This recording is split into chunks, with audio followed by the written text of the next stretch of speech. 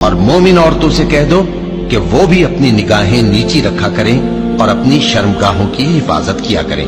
اور اپنی آرائش یعنی زیور کے مقامات کو ظاہر نہ ہونے دیا کریں مگر جو اس میں سے کھلا رہتا ہو، اور اپنے سینوں پر اوڑھنیاں اوڑھے رہا کریں اور اپنے خاوند اور باپ اور خسر اور بیٹوں اور خاوند کے بیٹوں اور بھائیوں اور بھتیجوں اور بھانجوں اور اپنی جیسی مومن عورتوں اور لونڈی غلاموں کے سوا نیز ان خدام کے جو عورتوں کی خواہش نہ رکھیں یا ایسے لڑکوں کے جو عورتوں کے پردے کی چیزوں سے واقف نہ ہوں، غرض ان لوگوں کے سوا کسی پر اپنی زینت اور سنگھار کے مقامات کو ظاہر نہ ہونے دیں، اور اپنے پاؤں ایسے طور سے زمین پر نہ مارے